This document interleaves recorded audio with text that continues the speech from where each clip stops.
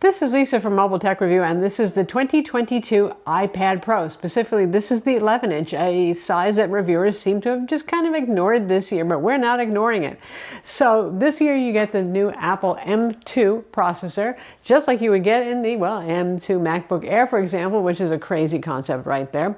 And not too much else, but we are going to look at it now. When I say not too much else, because this is a very minor refresh, unlike the base iPad model 10th generation that got a whole new redesign, all that sort of thing.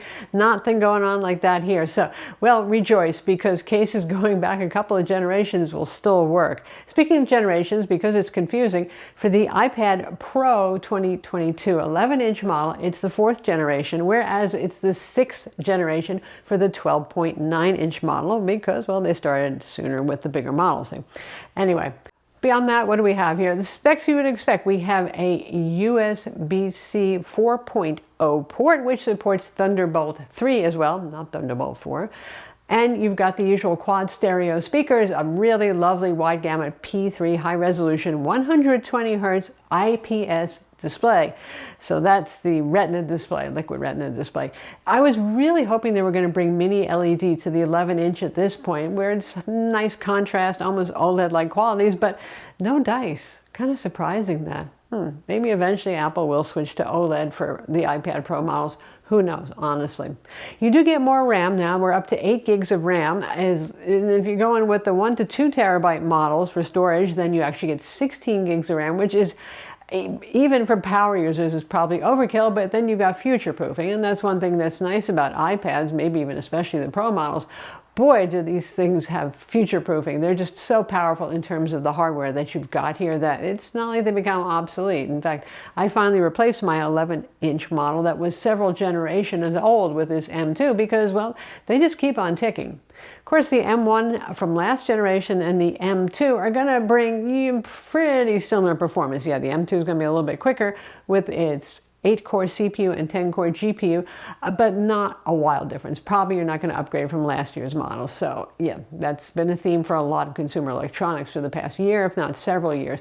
But if you are coming from a couple of generations old, you're going to like it, especially more RAM. I like that because I like to multitask. I'm one of the people who actually likes iPad OS's Stage Manager, even though it has a few little bugs and stuff, because multitasking is just, to me, with a bunch of windows I can drag around and resize, easier to do. So more RAM is better for that. Also, I'm a digital artist. I like to paint in 2D, and I use Procreate. And the more RAM you have, the more layers you get to have in your drawing, and at a higher resolution. So that's nice to have as well.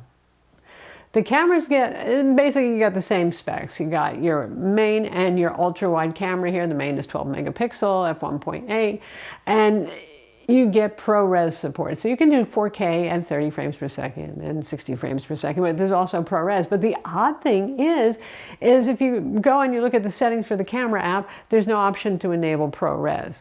And Apple hasn't said yet what's going on with that, other than the fact that third-party apps like Filmic Pro actually does allow you to enable ProRes.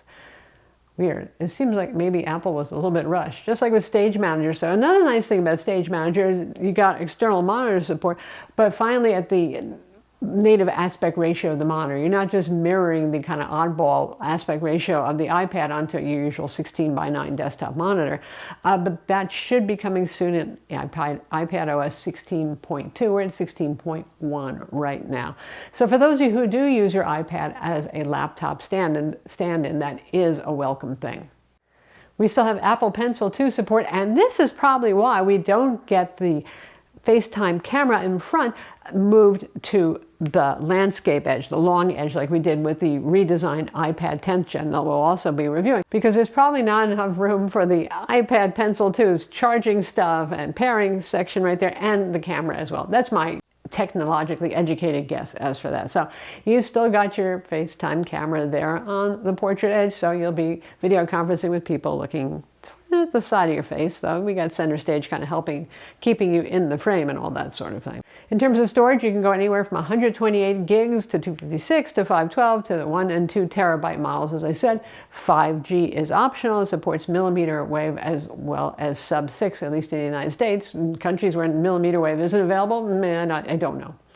And also you've got both a eSIM and a nano SIM card slot. So we still have a SIM card slot. Yay.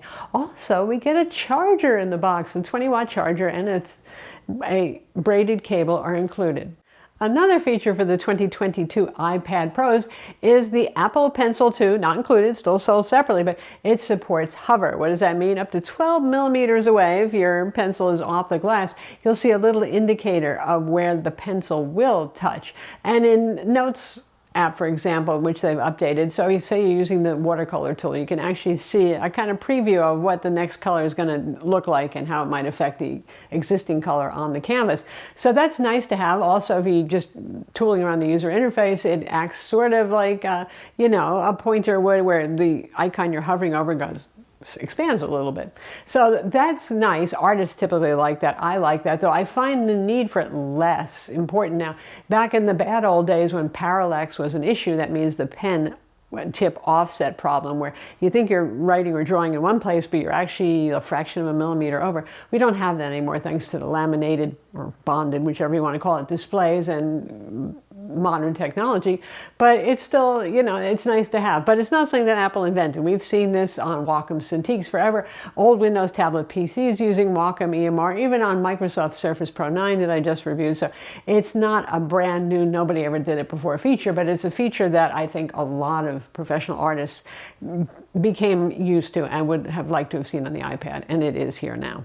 Speaking of that, Procreate, they used to update all the time and be ready. I mean, they're a hallmark application for the iPad with new features, but they haven't put out a new version yet that actually makes use of hover. They will probably, sometime this year, but I don't know when that's going to happen. So that's a bummer that we have to wait. It's kind of becoming a theme here where we have to wait for certain things.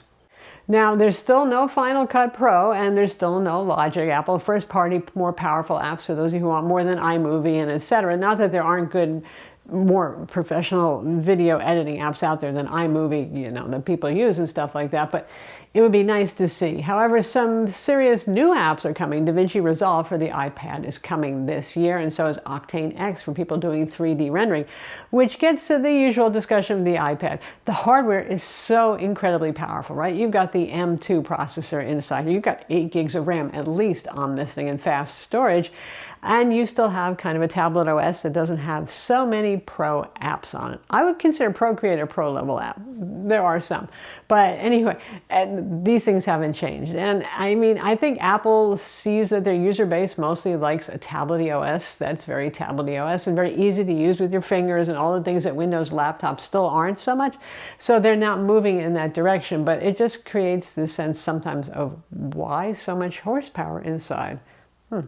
Now, that's not to say it's a total waste. For those of you who do use iMovie, for example, or LumaFusion, or any of those more powerful applications out there for video editing, the more horsepower you have, the better. And even for me, using Procreate, I notice upgrading 3 generations for my iPad now that everything is a lot more responsive and snappy than it was before inside in Procreate. I can do more layers and all that. So there are uses for it, and obviously if you game, more horsepower was always better, and man, iPad OS games do rock. There are some lovely graphically rich games out there on the market, but in other words, the story hasn't changed. And as always, you have the accessory keyboards like the Magic Keyboard that's quite expensive, the more affordable Folio style keyboard, and third-party keyboards as well for those of you who do turn these into laptops of a sort.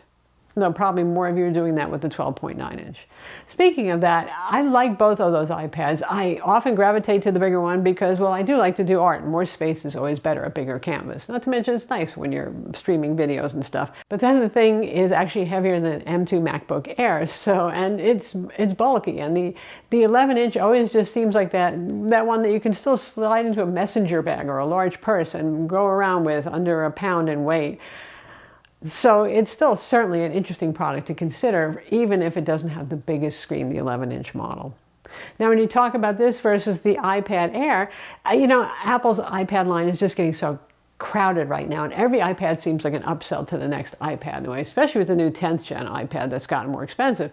But this versus the Air, what's the sell? Well, it's only $150 more, and you're already looking at spending a big chunk of change with either of these. So then you get the higher resolution, better quality display, you get the quad stereo speakers, you get the hover with the pencil, and all those sorts of things. So there you have it. It's still compelling, certainly even versus the iPad Air, which is a pretty powerful tablet too. I'm Lisa from Mobile Tech Review. Be sure to subscribe to our YouTube channel for more cool tech videos, and thumbs up if you like this vid.